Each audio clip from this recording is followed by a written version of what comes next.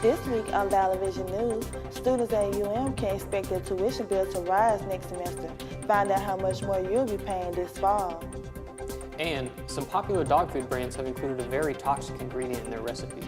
See which brands had a euthanasia drug in the food. Plus, pouncing to the top of the box office, see how Black Panther is setting records and having a major impact with audiences. Vallo News starts right now.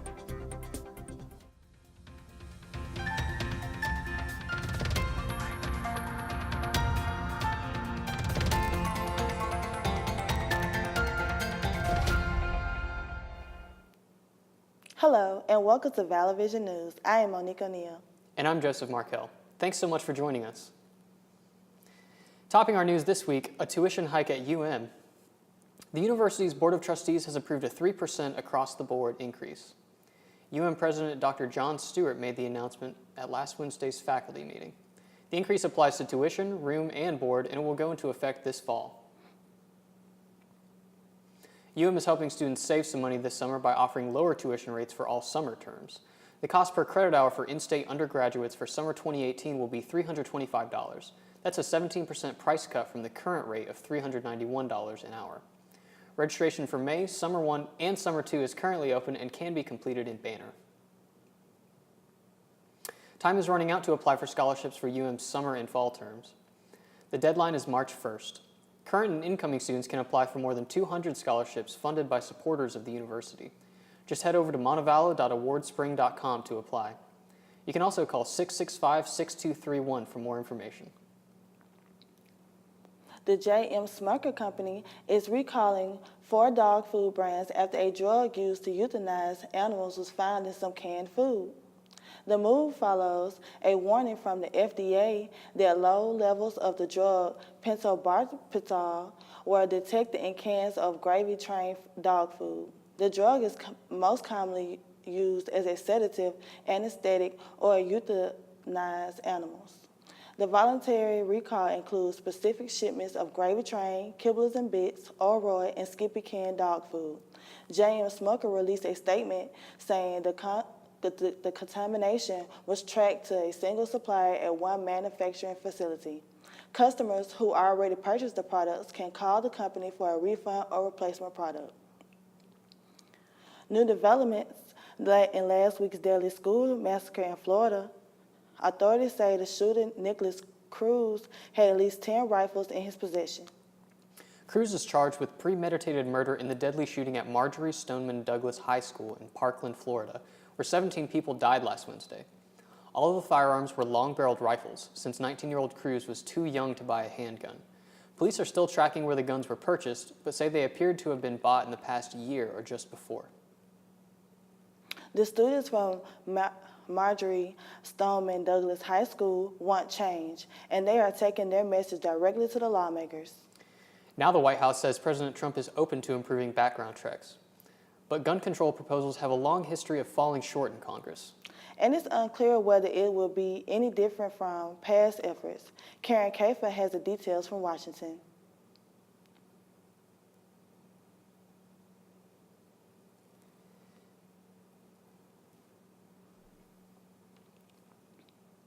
Florida high school shooting tend to physical and emotional wounds, a development from the White House that could lead to action on gun control. A spokesman said Monday morning that President Trump is open to improving background checks and has been in contact with a senator who's sponsoring a bipartisan bill to strengthen regulations. This comes as the students from Marjorie Stoneman Douglas High School are demanding change and are zeroing in on lawmakers in Washington.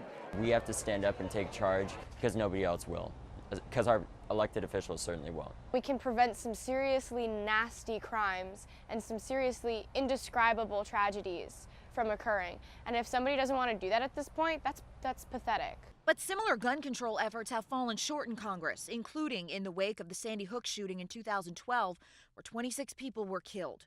Now, Democrats are calling for sweeping changes and are hopeful this time could be different. I think we're seeing an inflection point in American politics with the Parkland students speaking out, with the silent majority of Americans now saying enough is enough.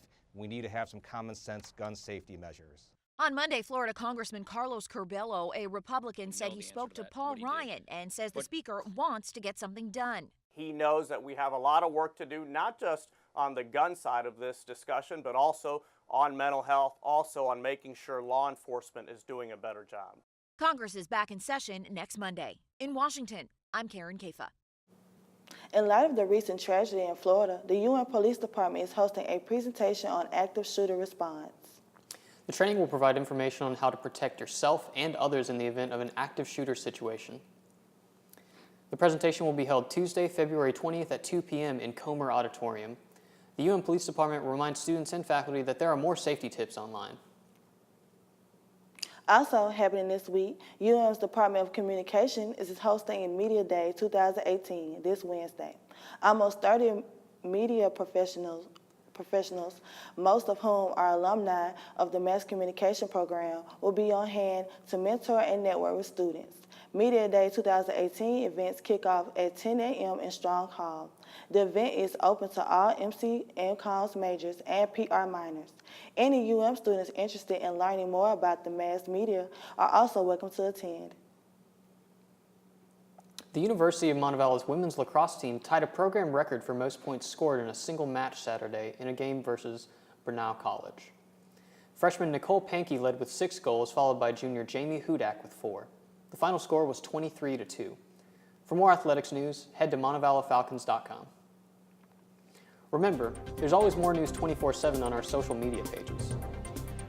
Just search for Vallo Vision News on Facebook, Twitter, and Instagram for more stories throughout the week. Still ahead on Vallo Vision News, calling all Doctor Who fans. A major convention for the sci-fi franchise was held over the weekend. See how fans celebrated the show. Plus, show me the money. Asking your boss for a raise can seem awkward, but we've got some tips to help make that conversation a little bit easier. And there's still time to get in shape for spring break in the summer. See how you can do it without ever going to the gym in today's Health Minute. We'll be right back. Welcome back to Vallo Vision News. Black Panther is the king of the box office, shattering records and bringing in an estimated $192 million over the weekend. Black Panther broke the record for an opening weekend in February previously held by Deadpool. It is also second biggest opening for a Marvel Studios film, behind 2012's The Avengers. Black Panther is Marvel's first film directed by an African American. Mass communication instructor Janai Plattenberg teaches a multiculturalism and media course here at UM, and she says the film's diversity is a welcome sight on the silver screen. Don't have a lot of positive representation in terms of media, and so this was a turn of events, right? Not only was it a mostly black cast, it was mostly black behind the scenes as well, and so that was a coup for us. Black Panther also set a record for Thursday night previews, earning $25.2 million that night alone. Actress Emma Watson is donating more than $1.4 million to help sexual harassment victims. Watson, known for her roles in the Harry Potter films, is giving the money to the Justice and Equality Fund. It's a part of a crowdfunding campaign started by women in the British entertainment industry in response to the Me Too movement. More than 200 British stars signed an open letter calling for an end to sexual harassment at work. Fans of the sci-fi series Doctor Who gathered in Los Angeles over the weekend to celebrate their love of all things related to Doctor Who. Rick Demigella braved the crowds for this report. Fans of Doctor Who gathered at the 29th Gallifrey 1 convention in Los Angeles. Everyone always calls me the Doctor. Whovians of all ages attended, celebrating their love of the Doctor. A Doctor Who convention wouldn't be complete without a TARDIS. It took me 2 years to build her with lots and lots of help. Among the famous... You get middle-aged guys coming over and turn to jelly because it's their childhood, they used to buy the books and read them and admire them and copy the artwork, and when they see it, they just, they become kids again. While many conventioneers dressed for the occasion, I'm dressed as the fourth Doctor, Tom Baker. Some took things to the next level. Cosplayers put their creativity on vivid display. I am wearing a 1920s flapper-inspired Cyberman mashup. There's thousands of sequins that I put on there by hand individually. This took me about a month of like nonstop working on it. I am dressed as young Davros from a recent season of Doctor Who, Peter Capaldi's last season. The hardest thing was about my costume was that Nardole doesn't have hair, but I have hair, so I had to get his hat, and I had to position it really, really tight on my head in order to make it look like I was bald. So I did Captain Jack before. I was like, what can I bring that's new that I haven't seen myself? So I was like, of course, playing the Jack Daniels, so it was wonderful. And I'm dressed as the TARDIS. This is my first ever real cosplay, and I pulled together a bunch of pieces I already had. I already had this mask and sort of pulled all the pieces together into this. What is the appeal of cosplay for some? The interesting part about cosplay that I like is that when it doesn't matter how elaborate or how small of a costume you are, you have to act your part, and that's what sells it. From Gallifrey, I'm Rick Damigella. This is Severe Weather Awareness Week. The National Weather Service in Alabama is giving tips each day this week to inform the public about dangerous weather we may have in our state. You can find the daily tips on the National Weather Service Birmingham Facebook page. Alabama's Severe Weather Awareness Week runs through February 24th and counts as a tax holiday. New research shows many countries worldwide aren't keeping the greenhouse gas goals set in the Paris climate deal. According to a report in the journal Science Advances, we are more likely to see more extreme weather events, like drought, flooding, and extreme heat. Researchers say North America, Europe, and East Asia could be affected the most if countries do not accelerate their efforts to reduce greenhouse gas emissions. President Trump has vowed to have the U.S. leave the Paris Agreement once the country is able to do so. Scientists say sea levels around the globe are rising at an increasing rate. Researchers analyzed data from measurements NASA and European satellites obtained over 25 years ago. They predict melting ice in Greenland and Antarctica will contribute to a 26-inch rise in sea level by the year 2100. Rising temperatures from greenhouse gases will also heat existing water, which could lead to increased sea levels as the warmer water expands. NASA is launching 2 satellite missions this year that will help lead the greater accuracy in sea level projections. Switching to consumer news, we all want to make more money, but according to a survey, most of us won't ask for a raise. In today's Consumer Watch, Mary Maloney has tips you can use when talking to your boss. When it's time to talk to a boss about money, many would rather sit in the dentist chair. They're more confident getting the root canal than they were in negotiating salary. According to a survey from staffing firm Robert Half, only 39% of people negotiated their starting salary, despite wanting to make more cash. The ability and the desire to execute on negotiating the salary, which is complicated, it's tough. Versus, people want to, because everybody wants to be paid their fair wage. This survey also notes more men than women will ask for more money, and millennials are bolder about talking to a new boss than any other generation. If you want to have that cash convo, whether you're about to start a new job or happy with the one that you're in, be prepared. Whether that is, looking up the market salary for your position, whether it's speaking to other people in that company you're trying to get hired by and asking them for their experience, the bottom line is you have to do your preparation. Take emotion out of it. And this is probably, quite frankly, the hardest. Experts say simply having the conversation could ultimately help your career. In the course of your career, you're going to see higher wages really for a lifetime if you negotiate, properly and tactfully along the way. For Consumer Watch, I'm Mary Maloney. In this week's health headlines, many of us may struggle to find the time to make it to the gym.